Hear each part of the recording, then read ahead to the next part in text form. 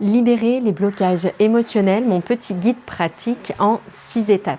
Bonjour à toutes et à tous, je suis Mylène, la créatrice de cette chaîne, je suis coach, formatrice et dans cette vidéo, j'aimerais revenir sur cette question des blocages émotionnels, à savoir que faire quand une situation se répète constamment, nous réinstalle constamment dans un schéma fait d'un ensemble de réactions automatiques qu'on a l'impression de ne pas maîtriser, avec beaucoup d'inconfort. J'aime beaucoup cette phrase déjà, de dire que la vie ne nous arrive pas à nous, mais pour nous. À savoir que tant qu'il y a quelque chose que l'on n'a pas plus que compris, intégré dans notre vie, eh bien la vie va nous retendre à nouveau, nous réenvoyer de nouvelles occasions en fait, d'aller travailler ce point-là, d'aller libérer ce qu'il y a à libérer. Et donc tant qu'on n'a pas intégré l'émotion, tant qu'on n'a pas dénouer ce blocage, dénouer ce nœud émotionnel, tant qu'on n'a pas allégé en fait ce poids-là, eh bien les occasions vont sans cesse se représenter. Et donc on est face à un blocage émotionnel quand on a le sentiment d'être coincé dans un type de situation qui se répète et dans un type de schéma de réaction qu'on a le sentiment de ne pas maîtriser et qui donne l'impression de nous maintenir un peu prisonniers d'un réflexe, de quelque chose dont on a du mal à se défaire. Et donc pour moi, la première chose à faire, c'est vraiment de réaliser que la situation qui nous amène l'inconfort, c'est un messager. Notre habitude courante, c'est lorsqu'une situation comme ça se présente avec de l'inconfort, c'est d'essayer de changer la situation pour que l'inconfort disparaisse. Et donc là, l'idée, c'est de se dire, plutôt que de faire ça, puisque c'est ce qu'on essaie sans cesse de faire, et la vie va nous ramener en fait d'autres situations, de nouvelles situations, semblables ou légèrement différentes, mais qui vont sans cesse remettre sur le devant de la scène cette blessure, ce poids-là, et bien plutôt que de chercher à faire disparaître ce messager, reconnaître que c'est un messager. Cette situation est un messager qui nous apporte un message de la vie, à savoir l'indication qu'il y a telle ou telle chose à explorer. Donc déjà, la première chose à faire, c'est de ne pas chercher à faire disparaître le messager, mais reconnaître qu'il s'agit d'un messager. La deuxième chose à faire, c'est de comprendre le message, comprendre ce message. Pourquoi est-ce que le message est là, à cet instant? Qu'est-ce qui se passe en moi à cet instant? Quelles sont les pensées, quelles sont les émotions qui remontent à ce moment-là? Quels sont les besoins? C'est de passer un petit temps ici pour comprendre. Alors là, ça fait vraiment appel pour le coup au mental. C'est réfléchir, comprendre. Quand était-ce la première fois que j'ai vécu cela, que je me suis installée dans ce schéma? D'où est-ce que ça vient? De quoi j'ai besoin au fond quand je réagis comme ça? Bref, qu'est-ce qui se passe en moi en fait à cet instant-là, mais vraiment d'une manière analytique. Essayer de comprendre le message, comprendre pourquoi, comprendre ce qui s'active à ce moment-là.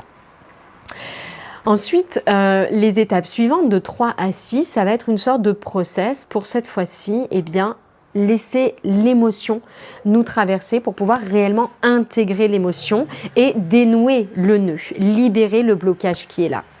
La première chose à faire, donc la troisième de ce petit pas à pas, c'est déjà d'accepter l'existence de l'inconfort et de l'émotion en tournant notre regard vers nous.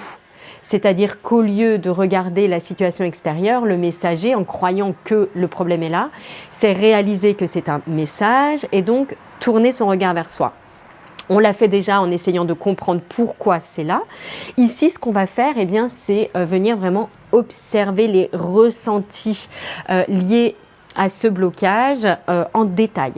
C'est-à-dire prendre le temps ici de voir dans notre corps émotionnel, physique également, où c'est? Qu'est-ce qui se passe en fait ici? Dans chaque partie de notre corps, vraiment faire une sorte de scan corporel pour voir en fait quand la blessure est ravivée, quand on est face là à ce blocage, voir en fait où est l'émotion. Est-ce que c'est au niveau de notre tête? Est-ce que c'est dans nos mains? Est-ce que c'est les épaules? Est-ce que c'est la mâchoire? Voilà. Qu'est-ce qui se contracte? Qu'est-ce qui change? Quels sont les signes physiques de l'émotion qui est là, de cette émotion inconfortable qui est là? Donc ça, c'est vraiment la troisième chose, c'est observer pleinement l'émotion, vraiment la décrire. Être comme, je parlais de scan corporel, être comme une sorte de scientifique qui vient vraiment observer et décrypter pas à pas cette émotion dans ses manifestations physiques. Ça, c'est la troisième chose. La quatrième chose, c'est vraiment la notion d'accueillir l'émotion. Accueillir l'émotion, c'est-à-dire reconnaître son existence. Reconnaître que ces émotions inconfortables ont leur place dans notre vie, ont leur place dans notre chemin de vie, et une place ô combien importante en fait. C'est que chaque fois qu'on est face à un inconfort, c'est comme le panneau indicateur de voilà par où il faut aller pour faire grandir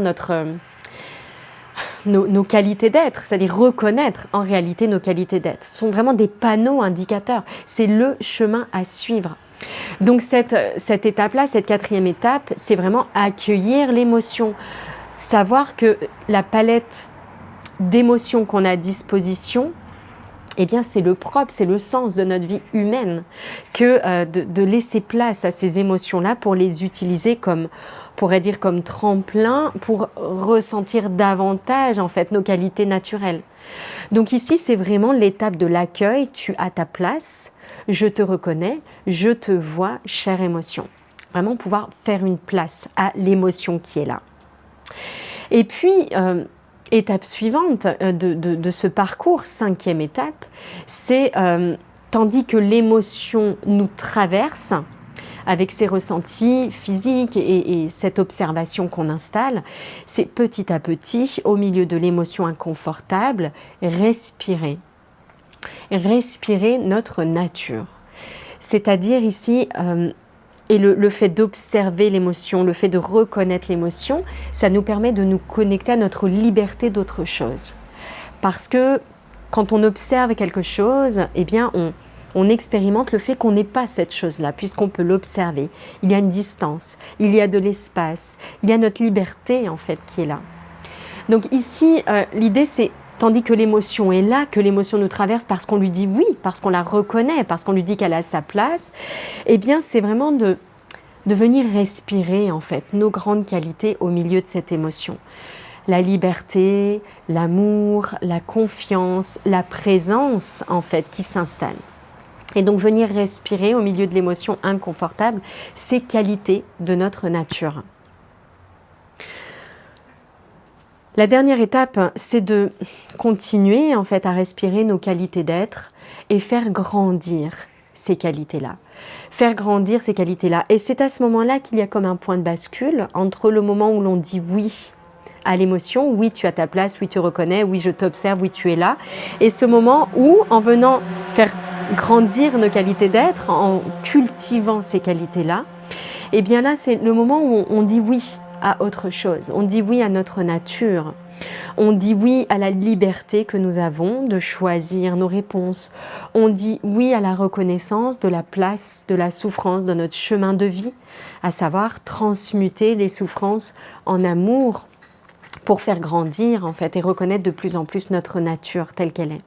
Donc cette dernière étape, c'est vraiment celle-ci, c'est de nourrir ces qualités dont j'ai parlé, liberté, confiance, présence, amour, abondance, gratitude, les nourrir de plus en plus, les vibrer dans nos différents corps, et puis réinviter l'émotion ici, réinviter l'émotion dans ce cercle, dans cet espace de bienveillance, dans cet espace d'amour, pour continuer à lui signifier à cette émotion qu'elle a sa place, la consoler, la rassurer et venir vraiment respirer au milieu de l'émotion.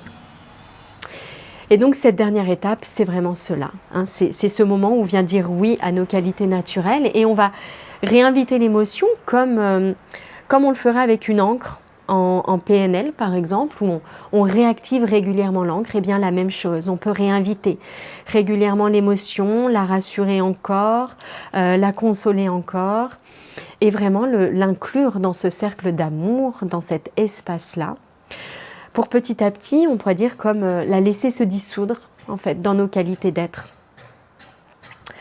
Voilà le process que je voulais vous partager. Alors c'est très explicatif et conceptuel et évidemment, vous l'avez compris, ce sont des choses qui doivent vraiment à un moment donné passer de la pensée, du concept, de l'explicatif au ressenti, hein, vraiment aux vibrations, donc ressentir dans notre corps. Et donc c'est pour ça que ces étapes-là d'observation des ressentis, de venir respirer nos qualités d'être sont essentielles parce qu'elles viennent, hein, du coup, on va dire activer en fait les différents corps dans ce processus, que ça reste pas juste une compréhension mentale, mais qu'il y ait vraiment au-delà quelque chose qui vienne eh bien, activer les autres corps pour que le process soit complet en réalité.